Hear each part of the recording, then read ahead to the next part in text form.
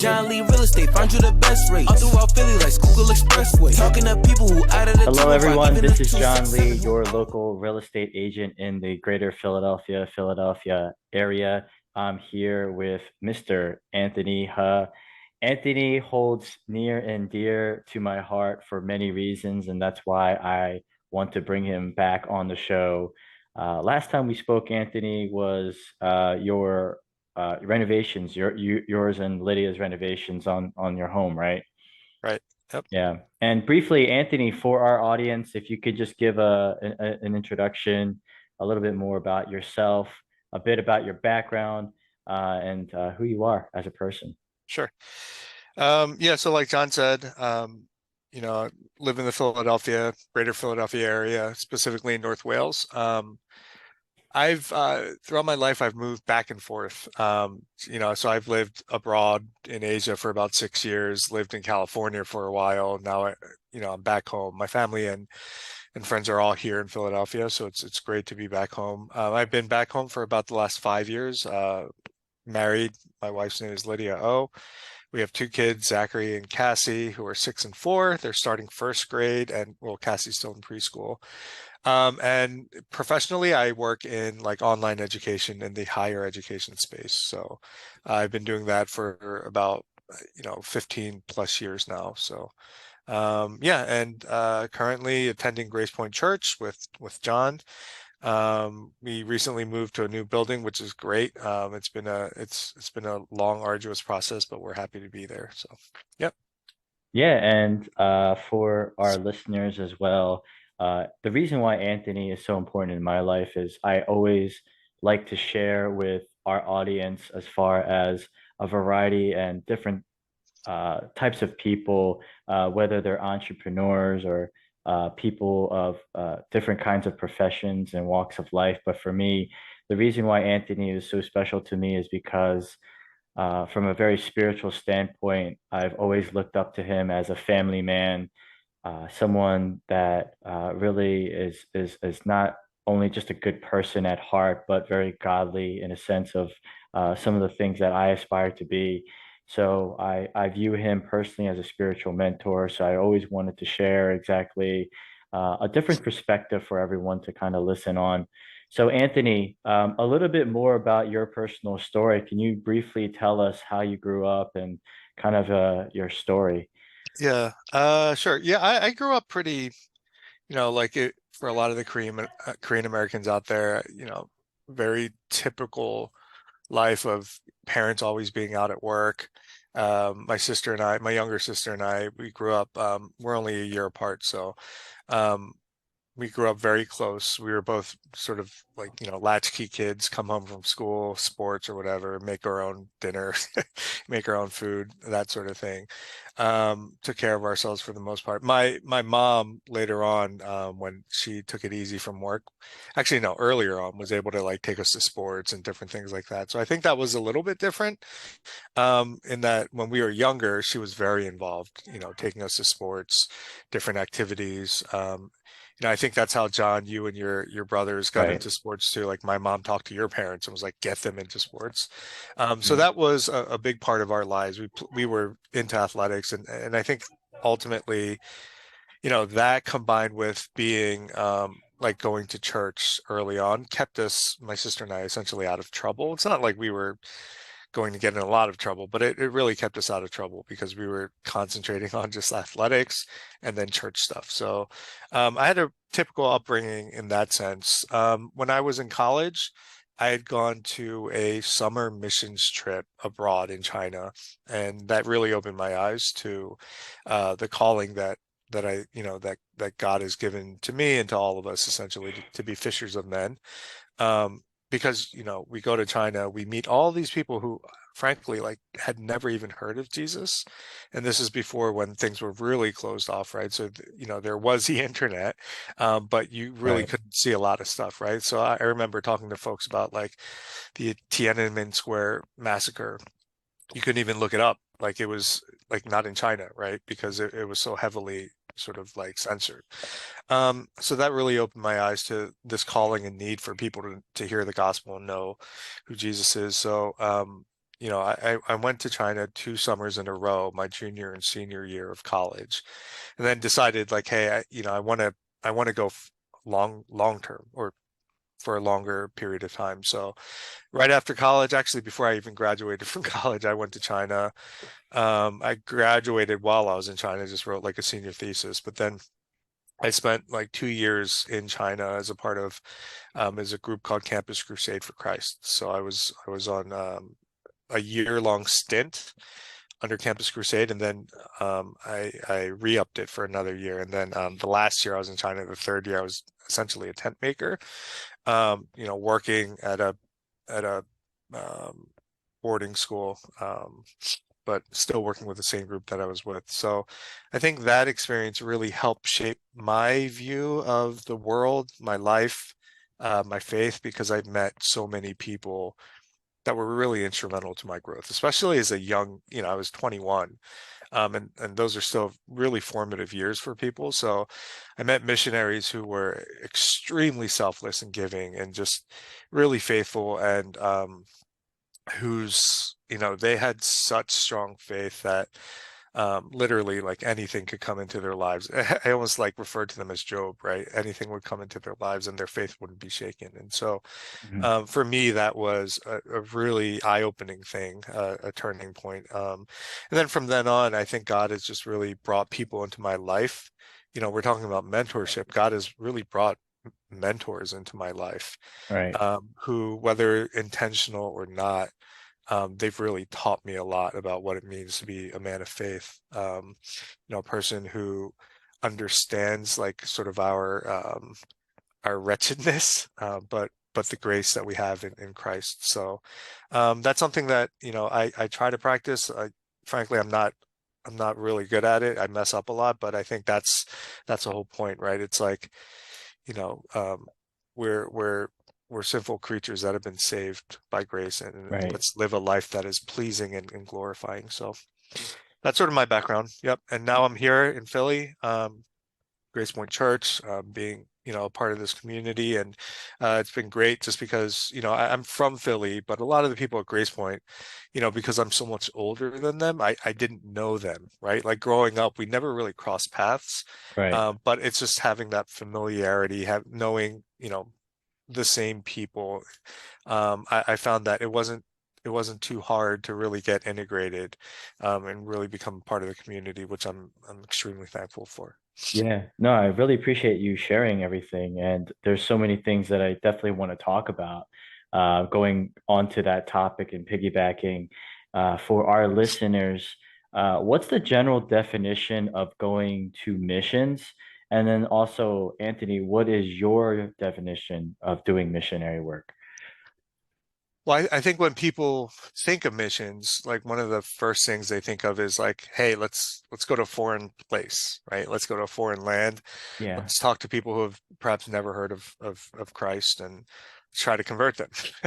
Uh, right, I think that's certainly a part of it, right?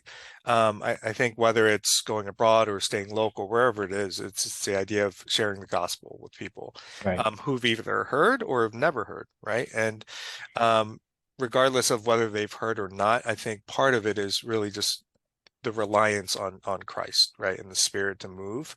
And that was a big thing that I learned, that was that it wasn't how charismatic I was, it wasn't how likable I was or how convincing I was. It was more of like how the Spirit is moving in that person, right? And whether you Mhm. see fruit or not in the beginning, as long as you're faithful and kind of just going up and so a lot of the things that we used to do is like we used to pray for boldness, right? Because a lot of times there's two different types of boldness. I feel like when I was abroad, I was like an Asian looking face that spoke English, right? So that's like a curiosity to a lot of folks. So when you start speaking to them, they're immediately drawn to you. And in Right, that sense, it wasn't hard. It wasn't hard to speak to people about Christ, right? right, Um, I think the second piece to that was more of just like you've talked to people about Christ. If some have chosen to accept and um, become believers, then it's more about like how do you train them up, right? How do you train them up so that they're not just infants anymore, so that they can grow in their faith? And so it was great in the sense that like yes, like I did the initial part of that.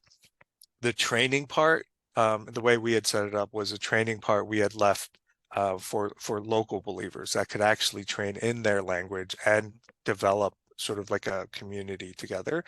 But then there's also the second part of, I think the harder thing is actually witnessing to folks that, where it's not the same context of you're going to another country, you're on mission, like locally, right? Oh yeah. Like folks that live here in the States who have been exposed to all, the same type of culture, same type of things as you. Um, I think in a sense that's actually a little bit harder, right? Because it's, you're coming in, people already have preconceived notions about, what it means to be a Christian, and whether good or bad, there's always a little bit of a stigma, right? So I think that's where, that prayer of boldness comes in especially handy, right? Because it's you're also like stepping out and saying, it's going to be awkward. It might be a little, combative. I don't know what it's going to be like, but let me in faith just reach out to this person and see what God does. So um, that's what I think about when I think of missions, right? Whether it's local or abroad, it's taking that step of faith, um, sharing the gospel, praying that God will do the work, Hmm. right, in that person's heart. And whether you see fruit or not immediately, just being faithful and continuing or praying for them and just seeing where things lead. I've actually, one of the most, I guess, rewarding things that I'd ever heard was there was a friend that I was really close with when I was in China. And I'd shared the gospel with him multiple times.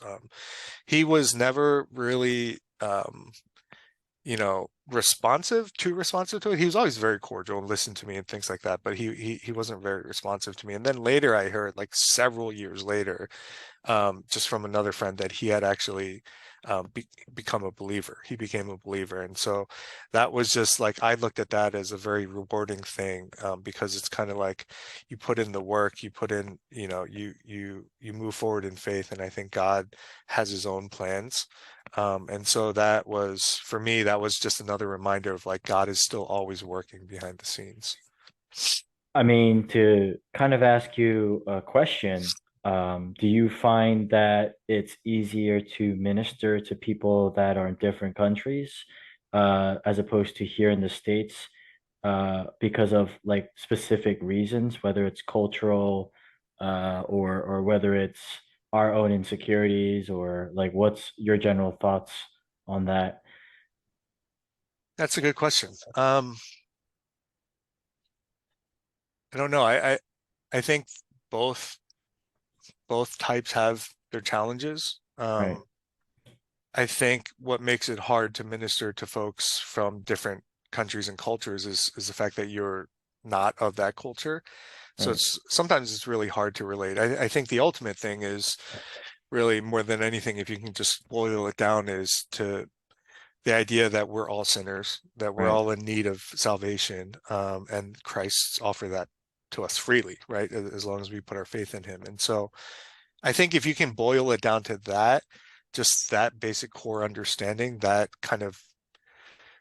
like a universal thing, right? But when it comes to ministering further on after that, I think it presents challenges when you're from another culture. And that's why we sort of had people um, get together with local believers, right? Because Right. they have that familiarity and they have that context.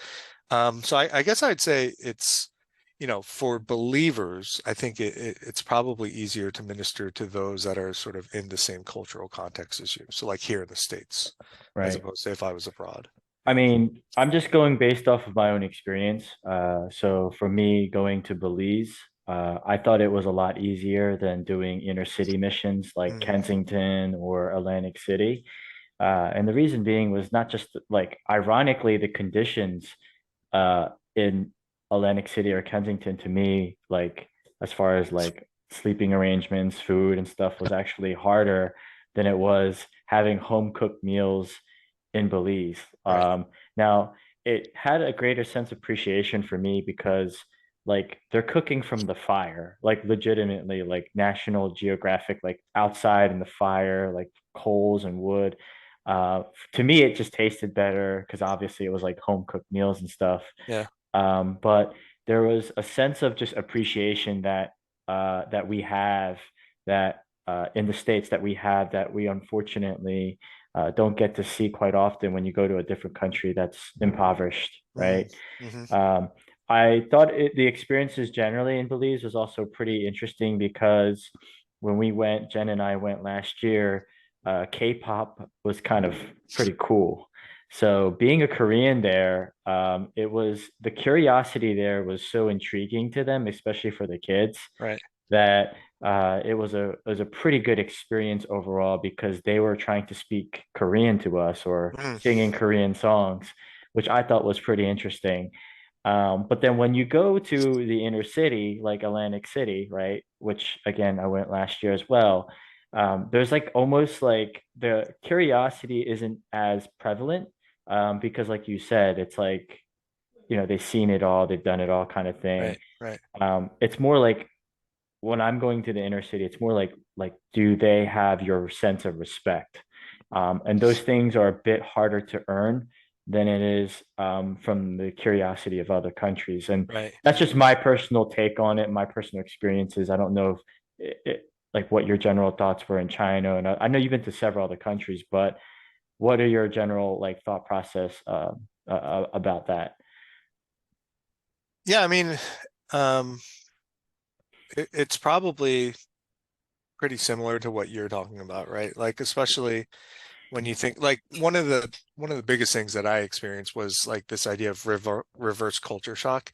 So I was abroad in, China and Korea for so long. When I came back to the States, there's this thing you sort of have to guard against, right? So like, especially in China, when it was like, this is before the Olympics. This is when things were like, I'd walk to like the university and there's like pigs walking alongside on the dirt road, like before like they've really developed, right? Right. Um, so it's this idea of reverse culture shock that you have to, maybe it's called that, but you have to be really on guard. Because like when you're in a place like that, you have a certain mindset, right? You're not living your normal life like you were in the States. Right. And so like things don't come as easy to you. Like you struggle with the language culturally. You don't know how everything goes. It's not comfortable, but you're more appreciative of the little things, right? Then when you come back to the States, we're like a first world nation. We have everything that we need in front of us, a lot of times just overabundance of stuff. And so when I came back, I had to really guard against that because it's like people who have so much can also become so unappreciative of the little things. Hmm. And so in that sense, that was something I was like, I have to remember where I am and the culture and how it's different, regardless of what culture it's in. It's still the same people who are in need of faith or in need of grace, who are in need of salvation, right? So, um, I guess to your question, yeah, I don't know. There's good and bad in both. I think it's really hard to, in both circumstances, I guess, like there are pros and cons, like you shared. Like here, people already have a certain view of Christians and what it's like to be proselytized or, have someone come up to you and share versus like abroad, right? So yeah, I don't know. I think either way, it's hard. And either way, it does require sort of like a firm commitment to just be diligent and just be proactive in reaching out to people. Yeah. Yeah, of course. So to go on to the next question, so apart from doing missionary work and that being a very pivotal part of your life, what was your transition into coming back to the States, and how was that like? And a little bit more about your experiences when you Yeah. came back here. Yeah. So, I came back to the States essentially because, being a missionary for just, I was only there for like 3 years in China, right? That was in itself very difficult.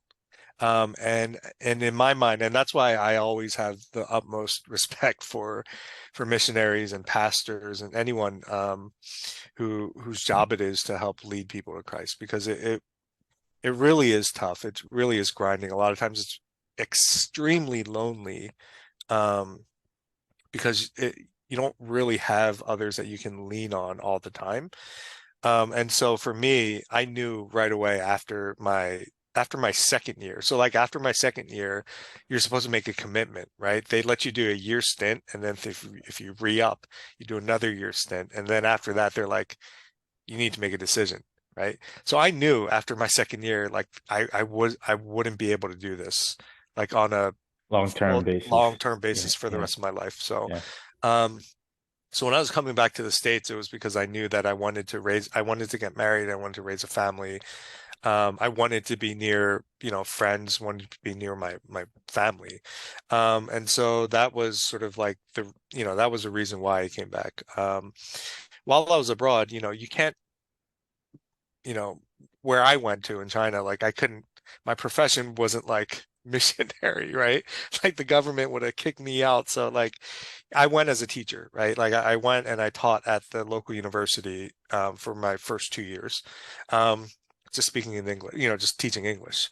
Um, Prior to that, I had had no sort of like inkling or idea of what I wanted to do with the rest of my life, right? Other than just like, hey, I want to do missions. Um, and so, that really opened my eyes to like this idea of like education being a platform for change, for people to like be able to like move up in life and just out of where they are. And so that was essentially I've been teaching like this whole time, or like in education, since I was in China, like right after college. So, you know, I started off at the high school level. I taught at like an elementary school. So I've taught at middle school. I've done like all the grades. Eventually I was like, dude, I can't continue to teach. Like this is Right. so draining, which is why I got into like administration and online education specifically, right? So right now, what I've been doing for the past, I don't know, 10 years has been in online education, working with faculty members, working with staff to develop courses for people. Faculty have ideas of how they want to teach a course, and we say, that's usually not the best way to approach it. Here's proven techniques, right?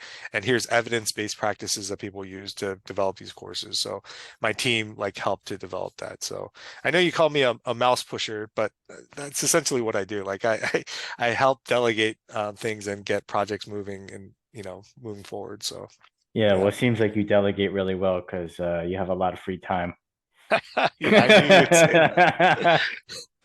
Yeah, Uh, you really do, man. So it's a beautiful beautiful transition. Obviously, right. uh, I joke with you, but I'm genuinely happy for you. One of the things that people don't know, like a short story that I could kind of tell about you and how you were so impactful in my life was actually my career. I remember not just you helping me, but my friends, because a clear memory that I had was when we were in summer school together. I remember Anthony, you were the teacher. Remember you were the bus driver too? Mhm, mhm. Yeah, you were the bus driver. Yeah. That was like early stages of me just trying to figure out what I wanted to do with my career. I think I might have still been in college. I'm not entirely sure, but uh yeah, there was so much guidance that you had, especially with like interviewing. I remember you looked at my resume once.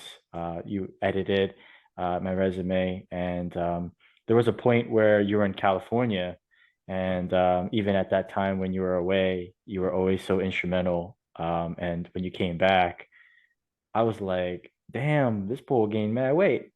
This fucking- if everyone doesn't know, if Anthony sits up, he's kind of big, but It's but surprisingly, this guy is an athlete. Like people don't know, Anthony is a true athlete, and I think that's what, going back to like that respect thing, with the inner city and all that, it's kind of like how I was like viewing you, like how can I respect this man? Honestly, it was because through sports, like there are so many things that I saw in you as far as your qualities as an athlete. And again, it might be superficial as a kid or whatever, but I was like, man, this guy is someone who I aspire to like to be like because you were so good in so many sports, whether you're playing baseball, basketball, football, even. So like when you came back, I was a little disappointed. I was like, yo, man, this ain't the same Anthony, man. He's like 100 pounds more, man. But just know that I love you, man. I really do. I really do. and people even get surprised by how athletic you are even now. So, and I tell them, I'm like, yo, Anthony, he was that guy, man. He was that dude. Yeah, you know what's funny is speaking a little bit about that, I've always played sports, right? And I think that was, you know, a lot of that is attributed to my mom really pushing us to try all different kinds of sports when we were growing up. Right. Um, and what's funny is like it's I always viewed that as like that was a God-given gift, and so how do you use that, right? And so, and this is a very little thing, but I'm glad you brought it up. Like the way I had viewed it was and even in China, like I used to play a lot of That's how I met a lot of folks in China. I played a lot of basketball in China. So I met all the college kids who played basketball, right?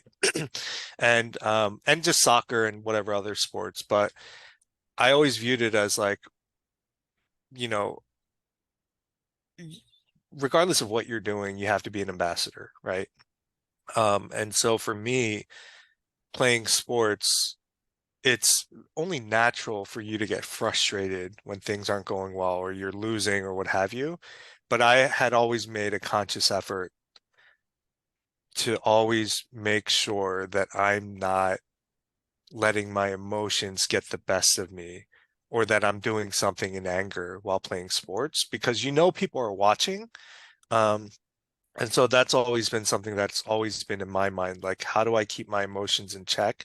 And how do I just present like a Christ-like sort of attitude, even when playing sports. And that's been important to me because even now at Grace Point too, like we all play basketball, right? And there's different levels of emotion, different levels of like how competitive it gets. And I think that's especially for non-believers that come out, like you don't want to get to a point where you're like it's coming to blows with people that are at the same church over basketball, right? So Yeah. that's something that I've always been mindful of. And I've always, when I see it in other people too, that's something that I can appreciate in them as well. Yeah. I guess you didn't appreciate that of me when I was yeah, when I was younger. No, I don't think you were like that. Well, it was different too, man. Like, I don't get me wrong, I'm still competitive even at the age of 34, you know. That's why I still compete in certain things and certain events and stuff. But the manner of how you handle yourself, whether you're competing or whatever situation, are definitely reflects your character. Which I truly, looking back at it now, that was a great characteristic that you've always had for as long as I've known you.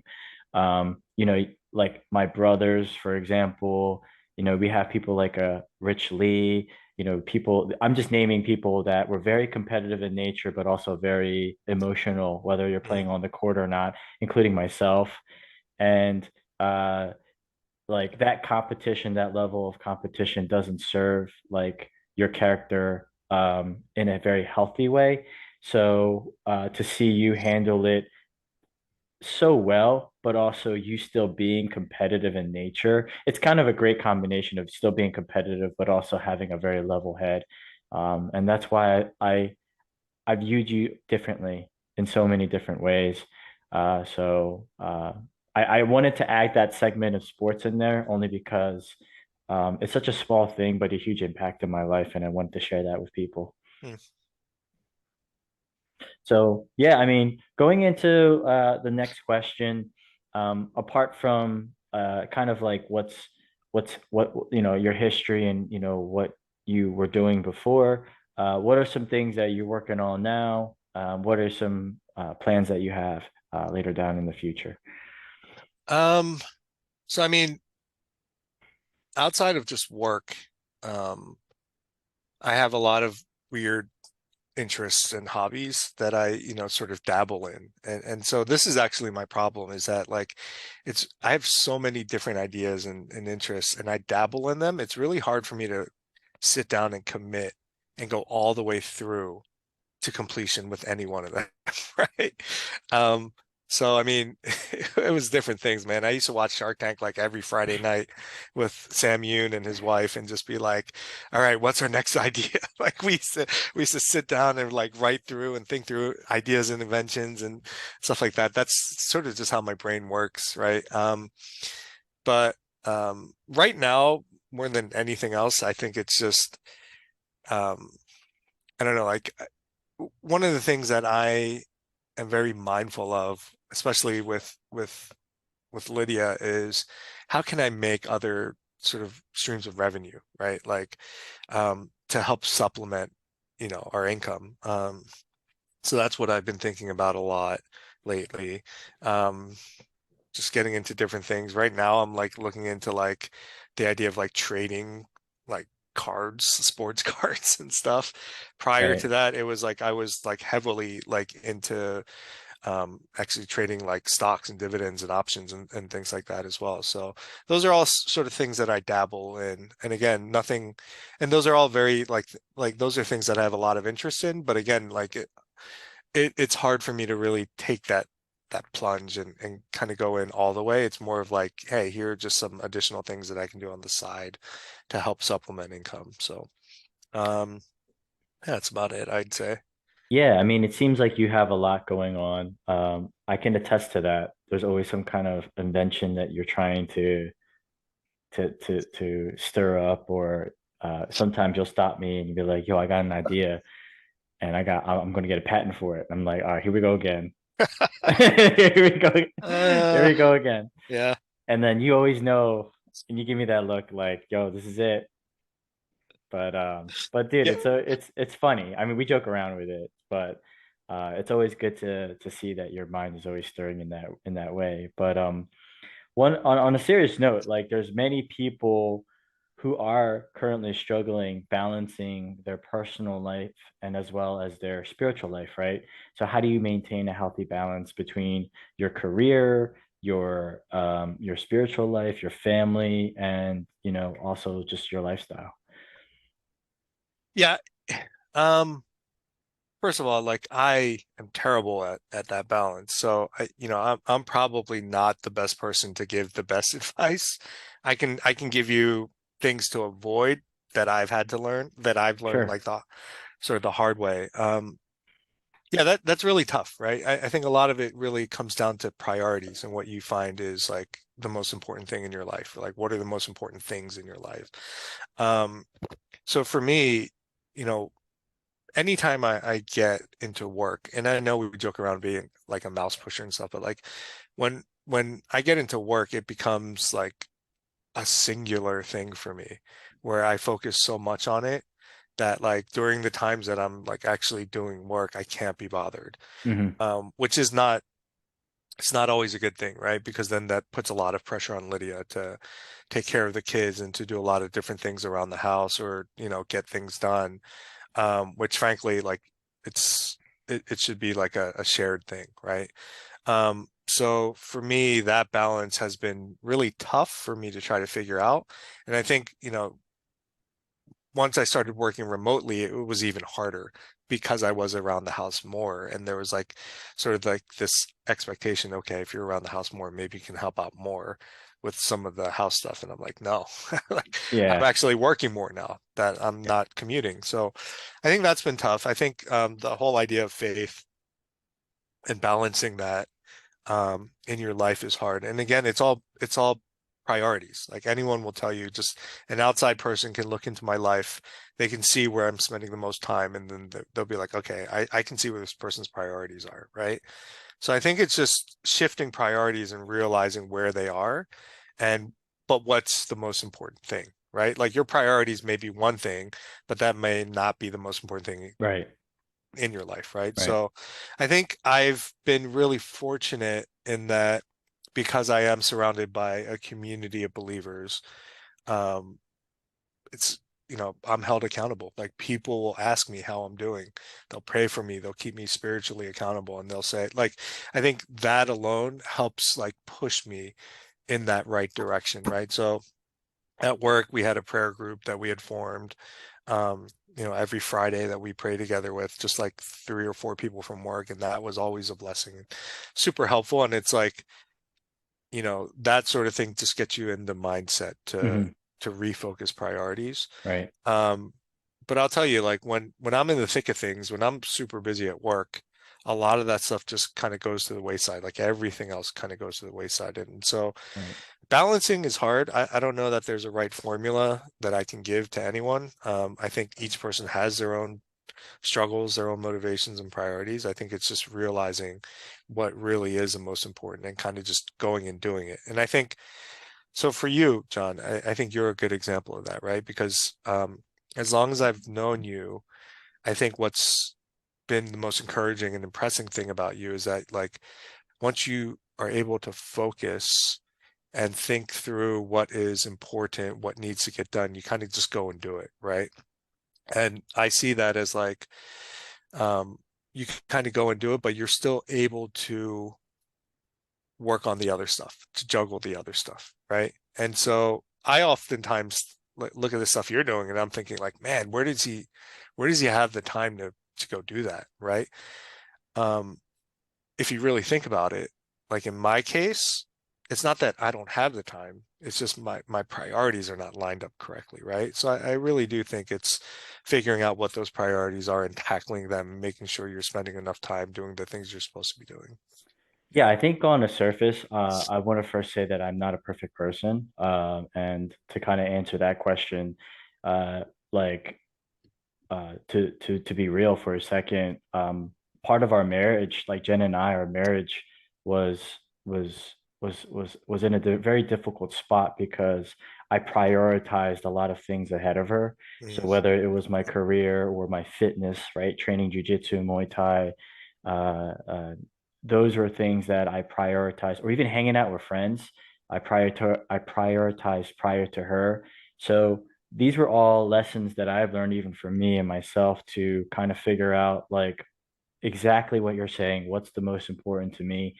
And Jed would even say sometimes that like, hey, like John, like I'm your wife, not your friend, right? That's mm, kind of the saying that she would say to me quite right, often. right. And it's not fair to her. So even for me, I'm working a lot on that. And it's great that you mentioned that because um, I know that you want to like look at me and say that, and maybe other people look at me and say that John has his stuff together, but in reality, I'm I'm not a perfect person either. I have my own faults.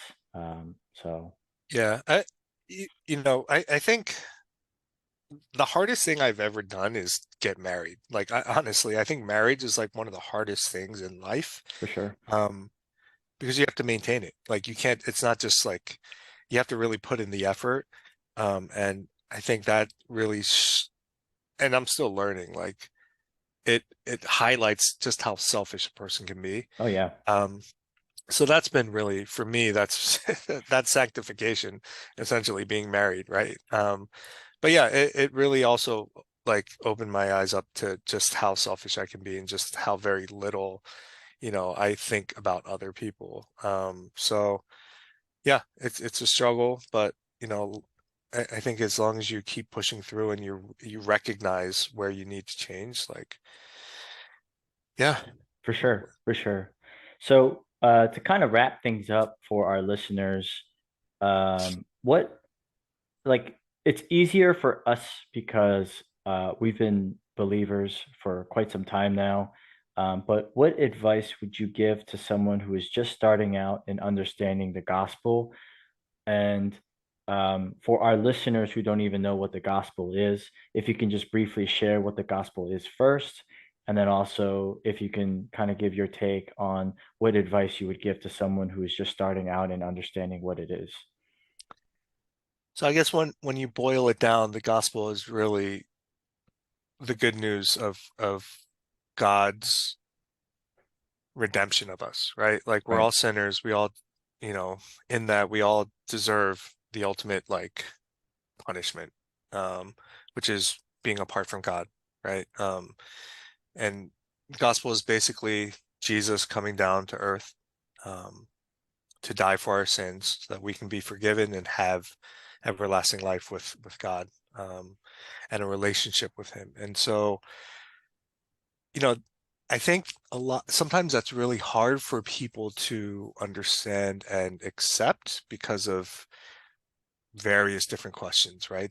Things going on in their lives, all kinds of like destruction and bad things happening in the world, right? So you get all those types of questions. But Right. um, what I would say is what I've told people in the past is like, first of all, if you want to start learning, I would start like find a Bible, read through like Matthew, Mark, Matthew, Mark, Luke, John, maybe the first four books of the New Testament.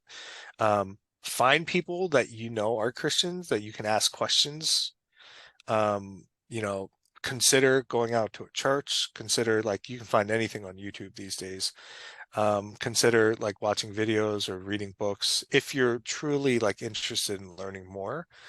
Um, and what I always tell people is like, yes, we are called to live a different life, and we are called to, as Christians, live a life that is pleasing, um, and and holy, and just being a good witness to people. But what I always tell people is like, if you looked at me, like you would never become a Christian. Like you need to look at Christ, right? So like he's the ultimate example. And so that's what I try to point people to when they have questions, because like frankly, again, like look at me, look at anyone else in this world, you're going to find shortcomings. You're going to find a reason not to be a Christian. If they're a Christian and they're doing this, like what does that mean, right? So that's what I would suggest, I guess. And really, it's just keeping an open mind, which is the hardest thing to do, I feel like, for a lot of people, especially these days, because we're so polarized on the left and on the right, conservatives versus like there's just so many things going on that kind of just like messes with your mind and your thoughts and how you think of things. I would just say keep an open mind so that like when you hear the gospel, you can actually hear it, right? Yeah. Yeah, no, that's a beautiful point. And to really add on to that, I think it's kind of absurd because I try to make it as simple as possible when I try to minister to other people, especially people who are of my age or people who are adults, right? People who are sophisticated in mind. I say, hey, listen, it's crazy that like I believe in a man that's also a God. He's not just 100% man, but he's also 100% God. And he literally died for our sins. Mm, And we claim him to be God. And like it's something that is uh, as crazy as it sounds, it's something that's based purely on faith. And faith is just like a different concept that's completely different than looking things analytically or through the history of time. And obviously, there's things that may suggest that the Bible might be contradicting itself, or there's certain things or facts that might be supporting it. But at the end of the day, it comes down to faith. Like mhm. you, it's either you believe it or you don't, right? So I mean, I don't try to make it like, I mean, obviously, having a spiritual sense doesn't have, whether you believe in Buddha, God, or whoever, it doesn't have, it's not just black and white. It's black and white in all these funny colors, but at the same time, I think I try to explain it to people in a way for them to say it's it's it's as simple as that, but at the same time, it's something that you're gonna have to take the initiative to really like expose yourself, like you said, and be open-minded to understanding the ideology of faith and what are you putting your faith into. And that's why I try to explain it from that angle Mm, to people who are trying to understand the gospel. yeah, no, that makes a lot of sense. Yeah. So I don't know if it's right or wrong, but it's just kind of like how I approach it because at this point, it's like everyone who I'm quote unquote preaching to are adults. They're not kids, you know. It's obviously easier to make things simple for kids, but I also try to make it simple for adults as well. But if it's, you know, uh, religion, it kind of is a very sensitive topic. So I try to, uh, you know, make it sound ridiculous because it is kind of ridiculous if you think about it, from a secular standpoint. Because I try to see it from the other angle, by the way, Anthony. I try to see it as a non-believer. Like Mhm. if Jesus came right now, right, walking down the street and he was performing all these miracles, would I be the Pharisee? I always ask myself, would I be the Pharisee? Would I question that man? I would say a lot of people would. And I don't know. Maybe I would, maybe I wouldn't. I don't know. But Mhm. um that's kind of like I don't blame people for not believing what I believe in or what you believe in. But at the same time, I tell them facts like, hey, it comes down to faith. Yeah. So I would, if you're ever interested, John, there were two books that I read in college that really changed my perspective on faith. They're both by the same author. One is it's by Lee Strobel. One is called The Case for Faith, and the other is The Case for Christ. Um, those two books are really powerful, and because it helps you to sort of understand. It's sort of like apologetics, right? So like, different types of not arguments, but different types of arguments for like the faith for Christ. Right. Looking at it from different perspectives, tackling a lot of the tough subjects and questions like if there is a God, why is there so much hurting in the world? Right? That's a huge one, right? If you're ever interested, I'd recommend reading those two books. But yeah, it is like meeting people where they are and helping them. I think it's crazy sometimes for non-believers to hear someone say God is the way, like Jesus is the way, the truth, and the life, right? Because to them it's like how presumptuous of you to believe that your faith is a one and truth. You know what I Yeah. mean? Yeah. So I do think there's a lot. It is tough, and and I think a lot of that is just approaching those conversations in love with grace, right? Yeah. For sure. Openness.